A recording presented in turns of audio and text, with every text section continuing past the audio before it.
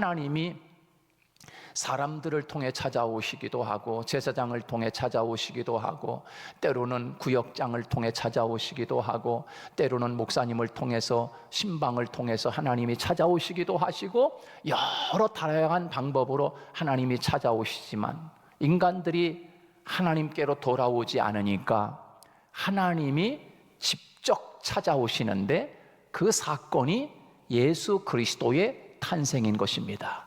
안 되겠다. 제사장들을 통해 시켜도 사람들이 돌아오지 않는구나. 사사를 통해서 그렇게 사람들을 돌아오라고 이야기해도 말을 안 듣니? 또 여러 선지자나 예언자들을 통해서 사람들을 돌아오라고 그렇게 해도 사람들이 돌아오질 않으니까 하나님이 직접 찾아오시는 사건, 그걸 갖다가 예수 그리스도의 탄생이라고 이야기할 수 있는 거예요. 하나님이 사람의 몸을 입고 직접 사람을 찾아오시는 거예요. 그래서 하나님이 우리를 찾아오셔서 얼마나 우리와 함께 살고 싶어 하시는지 그 예수님의 이름을 임마누엘이라 하라, 그렇게 이름까지 지어주시는 것을 우리가 볼 수가 있습니다. 사랑하는 여러분, 오늘 우리는 하나님으로부터 멀어져 있는 그런 삶을 살아가고 있는 것은 아닌가?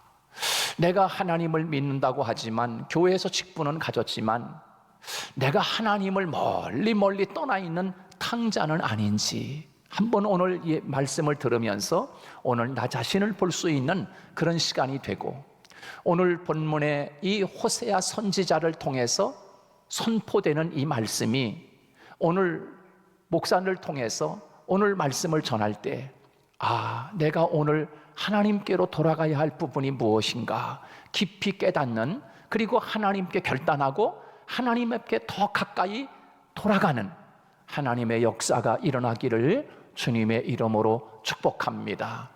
우리가 잘 알다시피 오늘 본문의 이 호세아 선지자는 호세아 6장을 통해서 오라 우리가 여호와께로 돌아가자 그렇게 이야기하고 있습니다. 하나님께로 돌아가자고 그렇게 권면해 주고 있는 것을 볼 수가 있습니다. 이스라엘은 다윗 왕을 통해서 통일 왕국을 이루지 않습니까? 나라가 하나입니다. 그런데 다윗이 죽고 솔로몬이 집권하면서 솔로몬이 시대까지만 해도 나라가 하나가였었는데, 솔로몬이 통치를 끝난 후에는 이제 나라가 두 쪽이 나가지고 북쪽과 남쪽으로 갈라지게 됩니다. 그래서 북쪽 이스라엘, 남유다 이렇게 이야기하고 있습니다. 그런데 오늘 본문의 이 호세아 선지자는 북이스라엘의 선지자로 활동을 하던 선지자입니다. 근데 북쪽 이스라엘에 그 왕들이 여러 왕들이 있었지만 호세아 시대 때 왕으로 치적하던 왕이 누구냐 하면 여로보암 2세라고 하는 왕이 통치를 하고 있었던 때에 호세아가 선지자 역할을 감당했던 것입니다. 자, 보면은 그 이스라엘의 북이스라엘의 왕들이 통치할 때 하나님은 꼭 그 왕이 하나님의 말씀대로 행하는가, 그 왕이 하나님 말씀대로 하지 않는가, 그거를 하나님이 꼭 측정하기 위해서, 또 하나님이 그렇게 하시기 위해서 그런 왕들 곁에 하나님이 선지자들을 꼭 놓아두는 것을 볼 수가 있어요. 그래서 열왕기 상하 말씀을 보면 그 왕 곁에 항상 선지자들이 있었던 것을 볼 수가 있는데요, 특히 우리가 잘 아는 다윗 같은 사람도 마찬가지로 다윗이 왕으로 있을 때도 하나님이 그 다윗 왕 곁에 선지자를 두었어요. 누구죠? 누굽니까? 나단 선지자라고 하는 사람이에요. 그래서 왕이 잘못 갔을 때는 그 선지자가 옆에서 왕이요, 이러면 되겠습니까? 그러면서 하나님 말씀을 전함으로 그 왕이 하나님 말씀대로 반듯하게 가고 그렇게 했거든요. 그래서 이 다윗 같은 사람도 나단 선지자를 통해서 죄를 지적받았을 때 다윗 왕이 통회하고 회개함으로 말미암아 하나님 앞에 바른 삶을 살아가게 됩니다. 그래서 열왕기 상하 말씀을 보면은 그 왕이 하나님의 말씀대로 정직히 행했는가, 정직 행하지 않았는가, 이것을 쭉 나열해 주고 있어요. 그런데 북이스라엘에 아주 못된 왕들이 몇 명 있었는데 그 중에 가장 못된 왕이 누구였냐면 아합 왕이라고 하는 왕이 있었습니다. 아합 왕과 또 그의 부인 이세벨이라고 하는 왕이 있었는데, 그렇게 못된 왕 곁에는 하나님이 또 강력한 영성이 강한 선지자들을 붙여놨어요. 그 아합 왕 때 누가 선지자 역할을 했느냐 하면 엘리야와 엘리사라고 하는, 그렇게 여러분 우리가 잘 알다시피 엘리야라든가 엘리사 같은 사람은 얼마나 영성이 강한 사람, 능력을 많이 받은 사람 아닙니까?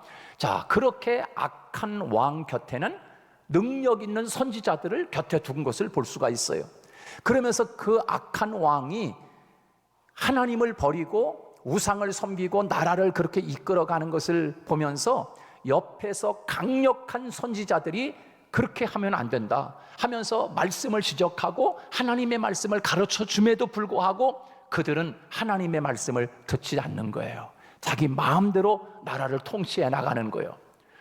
자, 그와 같이 바로 오늘 우리가 읽은 이 호세아 선지자도 마찬가지로 북이스라엘이 그때 당시에 이 호세아 선지자가 활동할 당시에 왕은 누구였냐면 여로보암 2세인데, 그 여로보암 2세 때도 이들이 말씀대로 행하지 않는 거예요. 정직히 행하지 않는 거예요.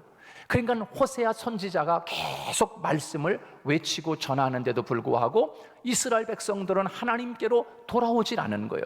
왕도 돌아오질 않는 거예요. 여러분, 그 북이스라엘에서 활동하던 선지자들은요, 참 보면 위대한 선지자들이었어요.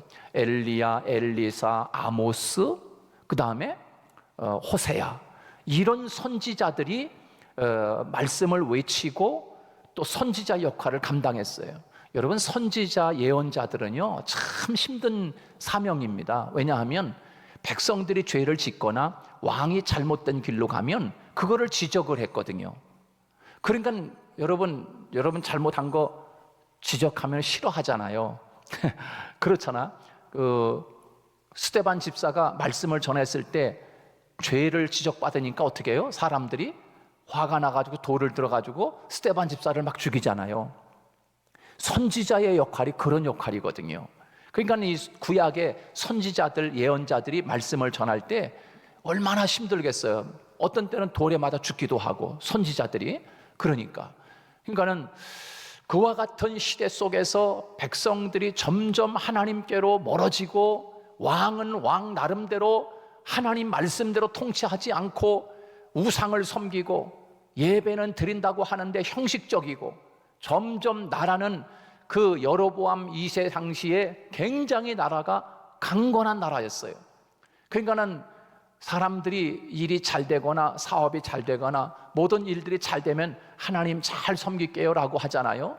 일이 안 될 때는 정말 하나님 앞에 나서 막 눈물로 기도하고 열심히 신앙생활하는 것 같은데, 그러면서 하나님 나 사업 잘 되고 일 잘 되면 하나님 더 잘 섬길게요 라고 이야기하지만, 사람들이 보면은 일이 더 잘 되고 사업이 잘 되고 번창하면 더 바빠지니까 더 하나님 앞에 나오는 게 힘들어지고, 사람들 만나러 다니기도 더 바쁘니까 만나다 보면 또 죄를 짓게 되고, 이 사람이 풍요롭고 일이 잘 되면 하나님을 더 잘 섬겨야 되는데 그러지 못한 것 같아요. 왜냐하면 이스라엘 백성들도 그랬거든요. 여로보암 2세 때 얼마나 나라가 번창했는지, 경제적으로나 군사적으로 굉장히 나라가 번창했었어요. 그러니까 사람들이 점점 하나님을 떠나는 거예요. 그리고 우상을 섬기는 거예요.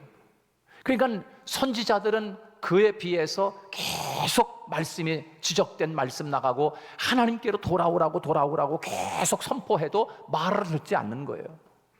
그러니까 여로보암 2세 때 이제 그렇게 되고, 이 호세아 선지자는 한 60여 년간 그렇게 선지자 활동을 하고, 그러다가 하도 말 안 듣는 거예요. 나라는 점점 부강하고 먹을 것은 많은데 사람들이 점점 살기가 힘들어지는 거예요. 그래서 아모스 선지자 같은 사람은 이렇게 이야기합니다. 젊은 남녀가 비틀거리며 간다. 그리고 사람들이 먹을 것이 없어서 힘이 없는 것이 아니고 마실 물이 없어서 가람이 아니라 뭐예요?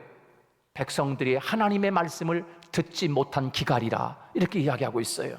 하나님께로 나오지 않으니까 하나님의 말씀을 듣지 못하는 거예요. 사람들은 살기는 좋아요. 경제적으로 부강하고 군사적으로 강력한 그런 나라가 점점 부강해 가는데 사람들은 점점 힘든 거예요. 여러분, 우리가 이것을 깨달아야 됩니다. 세상을 살아가면서 또한 우리도 세상 속에서 내가 지금 경제적으로 또 우리 형편으로 볼 때 옛날보다는 지금이 나은데, 옛날엔 좀 새빵 살 때, 월세 살 때는 힘들었는데 또 지금은 넓은 아파트 살고 옛날보다 경제적으로 참 좋은데 왜 내 개인적으로 왜 이렇게 힘들까? 왜 이렇게 사는 게 정말 재미가 없지? 이거는 마치 아모스 시대에 백성들이 먹지 못해 기갈이 아니고 마실 물이 없어 기갈이 아니라 하나님의 말씀을 듣지 못했기 때문이다 라고 말씀하는 것처럼 그것을 진단받아야 됩니다. 여러분, 하나님께로 돌아올 때 거기에 사는 역사가 있는 줄 믿으시기 바랍니다. 세상에서는 아무리 풍요로워도 하나님 앞에 나와서 말씀을 듣지 못하면 우리는 영적으로 피폐해질 수밖에 없어요. 영적으로 피폐해지면 우리의 삶이 윤택한 삶이 될 수가 없는 거예요. 윤택한 삶이. 그러나 하나님 앞에 나와서 하나님의 말씀을 듣고 하나님의 은혜를 받으면 우리의 삶이 풍요로워질 수밖에 없는 거예요.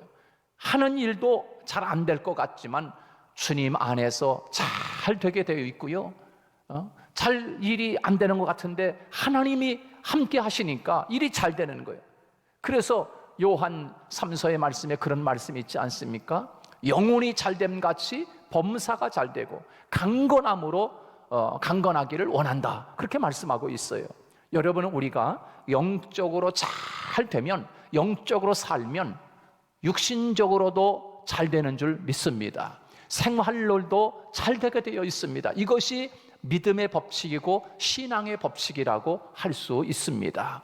여러분, 우리의 생각대로 세상 사는 게 바쁘다고 내 방법대로 살지 말고 하나님의 방법대로 살 때 여러분, 거기에 여유가 있고 거기에 풍요로움이 있는 줄 믿으시기 바랍니다. 아무리 바빠도 하나님 앞에 나와 예배드리는 일, 기도하는 일, 봉사하는 일, 이 일 열심히 하다 보면 시간이 모자랄 것 같은데 여유로운 삶을 살게 돼요. 그런데 그거 안 하는데도 불구하고 매일 쪼들리는 시간이 매일 쪼들려. 많이 버는 것 같은데 돈이 맨날 쪼들려. 이건 왜 그래요? 이거는 하나님의 법칙대로 살지 않았기 때문인 거예요. 이건 간단한 진단이 간단한 거예요. 사랑하는 여러분, 우리 성도들은 하나님의 말씀 방법대로 신앙의 법칙대로 살아서 하나님을 제우선으로 두고 예배 생활 철저하게 지킬 때 하나님이 시간의 여유로움, 또 생활의 경제적인 여유로움, 또 건강의 여유로움도 하나님이 그렇게 풍족한 삶을 우리 성도들에게 베풀어 주실 줄로 믿습니다. 성경에 보면요, 집을 나간 탕자 이야기 여러분 잘 알지 않습니까? 탕자는 풍족하여 나갔습니다. 그렇죠? 아버지로부터 재산을 얻었으니 얼마나 풍족해. 야, 이거면 이제는 내가 떵떵거리며 잘 살 수 있을 것이다. 많은 것을 얻은 것 같지만 아버지 품을 떠나서 멀리 나가면 아주 빈곤해지는 거예요. 삶이 빈곤해져. 그래서 거기에서는 주염 열매도 먹을 것이 없을 정도로 아주 빈곤함을 이야기하고 있지만 그의 정신도 그의 마음도 그의 생활도 완전히 빈곤해짐을 우리에게 보여주고 있는 것입니다.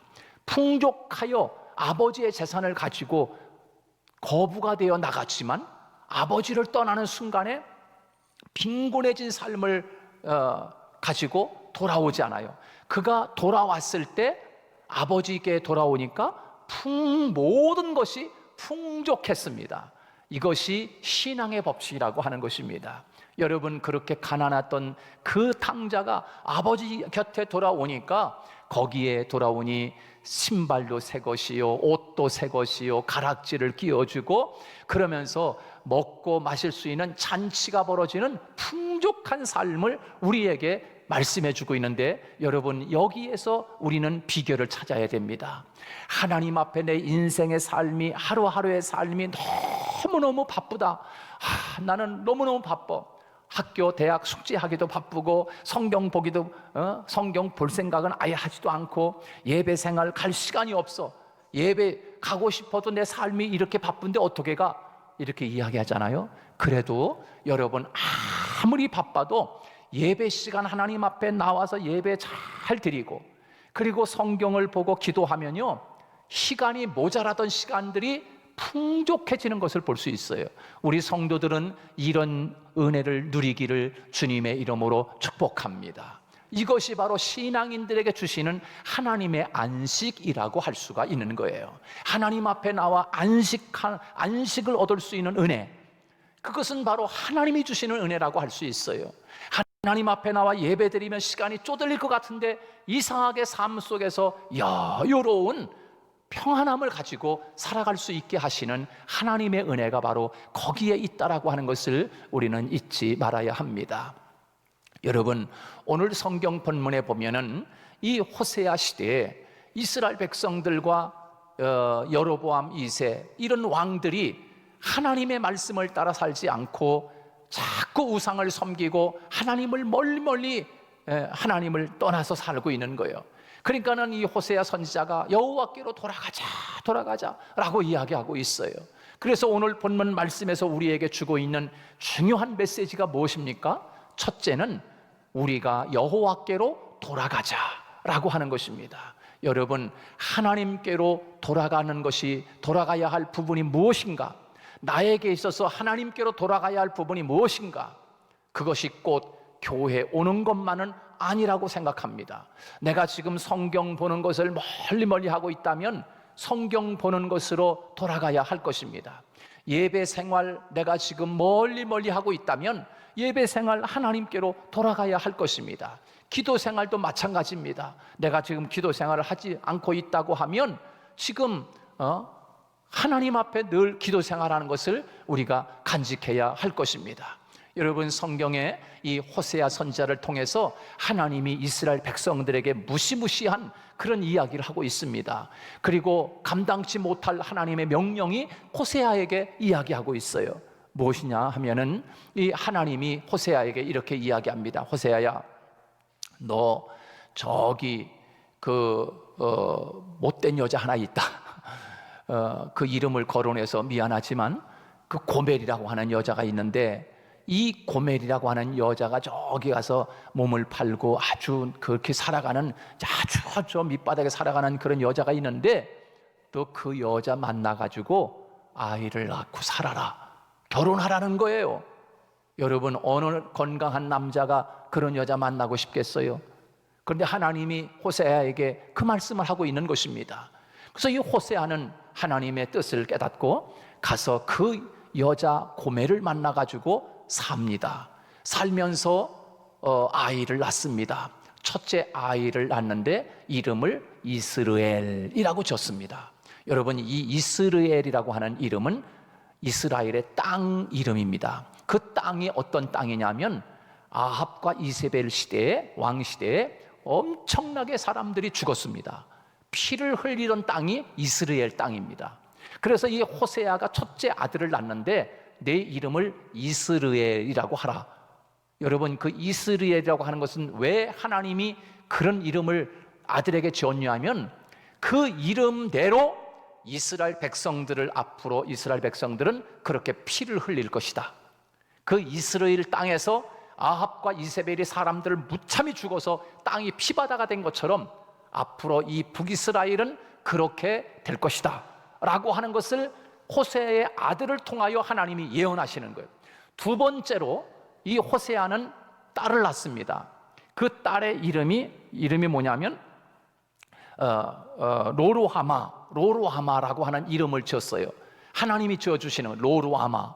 이 로루하마라고 하는 이름의 뜻은 뭐냐면 긍휼히 여김을 받지 못한다 하는 것입니다. 다시 말해서 하나님의 불쌍히 여김을 받지 못할 것이다. 이스라엘 백성들이 앞으로 이렇게 지금 하나님을 버리고 우상을 섬기며 살아가는데 이 이스라엘 백성들이 앞으로 하나님의 불쌍히 여김을 받지 못할 것이다 라고 하는 것을 둘째 딸을 낳으면서 하나님이 예언을 하시는 거예요. 세 번째 아들을 낳습니다. 세 번째 아들 이름이 뭐냐면 로암미라고 하는 이름입니다. 호세아의 세 번째 아들을 낳는데 로암미. 자, 이 로암미라고 하는 이름의 뜻이 뭐냐면 내 백성이 아니야, 이런 뜻입니다.